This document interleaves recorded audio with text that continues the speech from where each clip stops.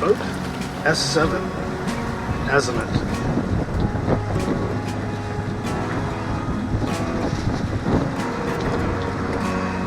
Going in for a pump out, I'm guessing.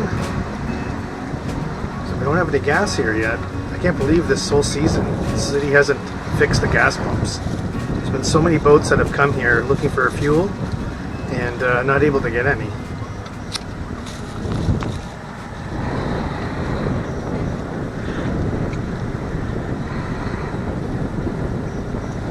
Alright, good morning. Today I'm doing a little installation here of my chart plotter. Took 3 weeks to get in from Raymarine, so I'm not too impressed by that, but I finally have my front face mount plate.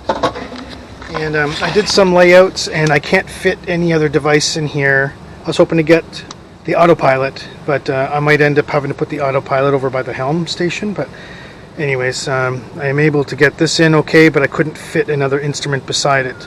It's just a little bit too narrow. Waiting for satellite fix. This is where it would just sort of go bad on me. And then on the inside, I already had a cutout here, so it's close. So I'm going to have to cut out more for it to fit, but I'm going to basically put a little box over on this side that I can lift up so I can access the cords and cables from it. And then I'm going to bring the cables all the way in through here. My chart plotter is existing right now, which is not really a great place for it, because I debated what to do with this chart plotter for a long time in terms of where do I want it, because I had it here originally and then I had the radio over there, and then I said, you know what, I want the chart plotter outside so I can see the charts while I'm driving. And when I get the radar, so I'll be able to view the radar data directly on the chart plotter up there. So that's the intention. I just screwed the template up or taped it on, and I'm just drilling the holes out.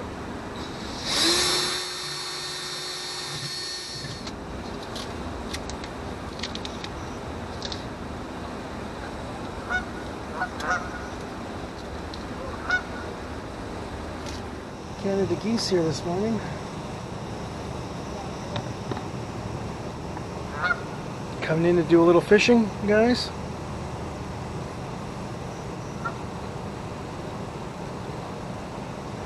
Or maybe they're looking for some free food. Alright, so I've got these 4 here drilled in. So they should fit the bigger bit.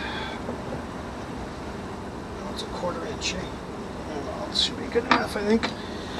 So what I'm going to do now is I'm just going to push these through to make my inside layer holes. Yeah, it's going to come out up here.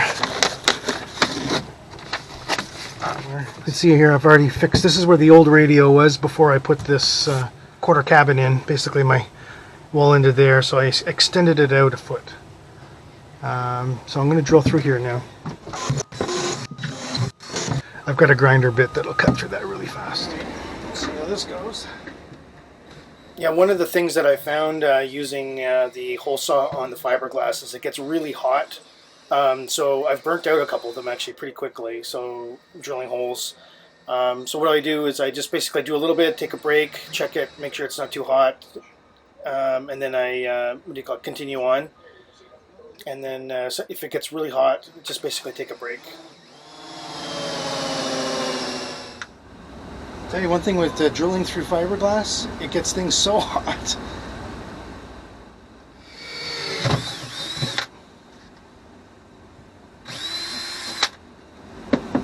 So now I'm going to drill out the other 3, and then I'm just going to cut along this outer edge with the grinder, and then that should fit my template.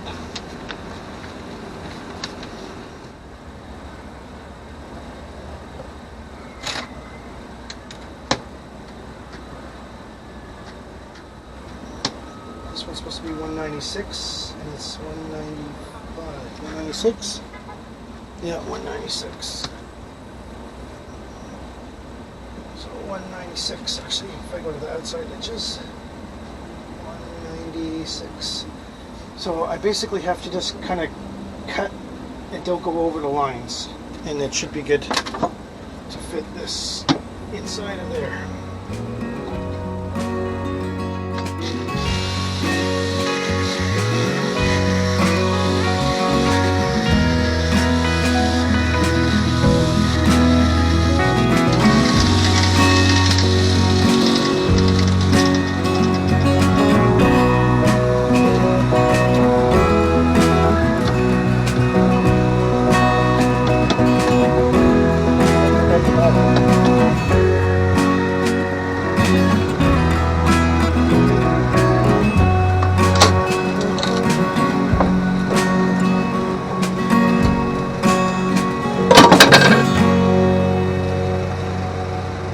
Getting there, close. So I think that this, I don't know what it's called, the adapter here is actually, or the mounting holder is screwed onto the back of the Axiom. So let's just take that off and then put the new one on and then slip it in. There we go. Already got this, hopefully I can get this piece on here now. Yeah, it looks like they'll fit just fine. It's the same as the other one. I guess they're both Raymarine products. So this is the front face display now.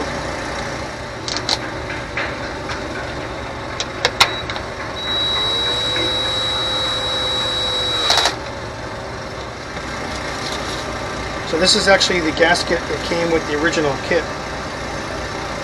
And I lost mine, so the guys over at Fog Marine gave me a hand.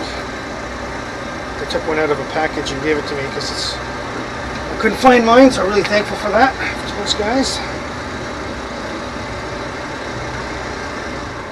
Remove the backing from the gasket and attach it to the rear of the multifunction display, ensuring that the black soft side is facing, so I'm guessing they mean not the glue side.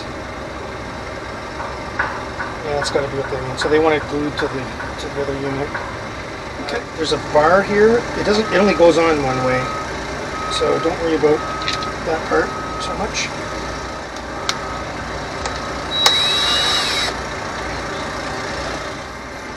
So before I put that gasket on, I'm just going to drill these things out, and then I'll do the last assembly once I have a screw that fits inside that part okay.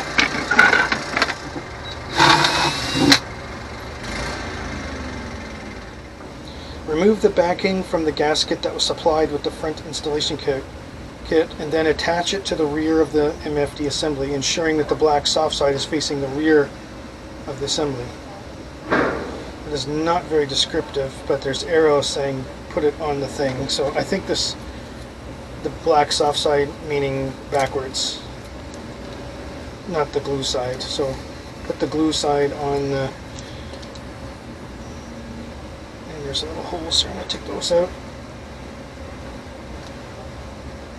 Put the glue side on the unit so that it glues to the unit. Pretty sure that's what they mean. Let's not mess this up. This here.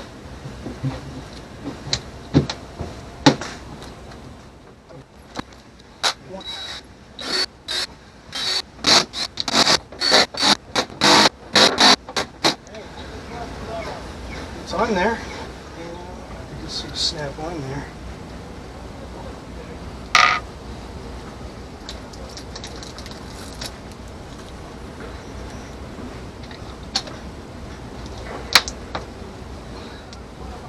I like these Raymarine products. I guess this, I got the square lens here, but that is going around. It's stuck on there. So that's the outside. I'm just going to run the cables now and test it out. Well, I took a ballpark on the length of the cable here, but hopefully I'm close. I'm going to make a bit of room here for the is my spare parts locker, but also where the thing needs to come down from here.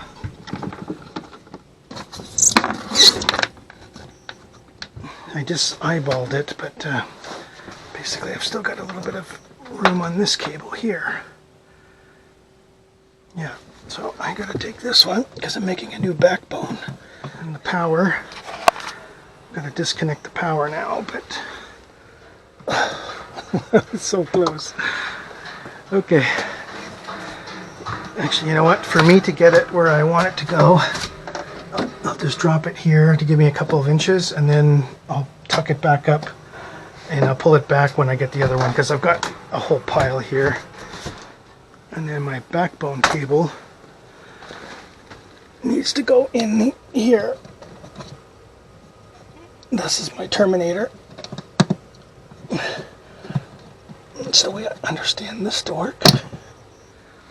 So my terminator goes over here now.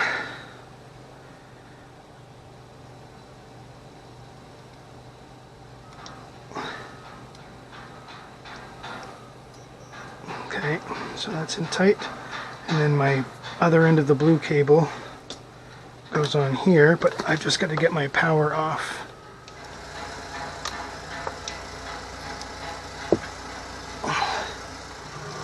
So this one is my trunk cable. Alright, so then this end here goes in the backbone cable.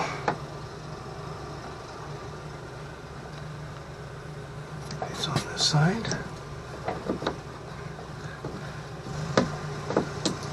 Alright, so that's terminated now. This whole thing can just go in there. And then the same with the power.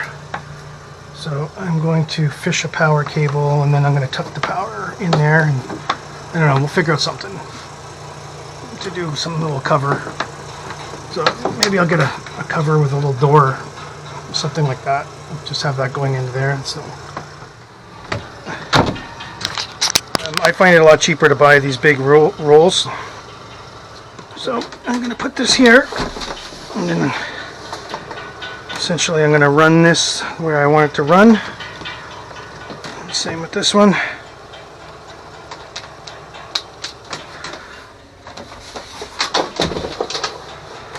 And then I'm going to tape them together, fish them through, and then do the ends, tie them in, and then power this thing up, see how she works. Let's try this again.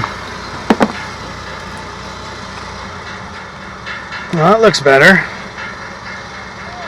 So one of my challenges, the GPS didn't work too well in the electrical compartment, as you can imagine, so pretty happy about this. Having a working GPS will be good.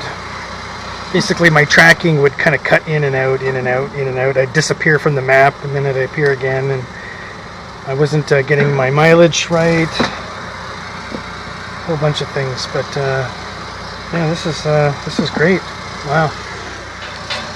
Waiting for satellite fix. This is where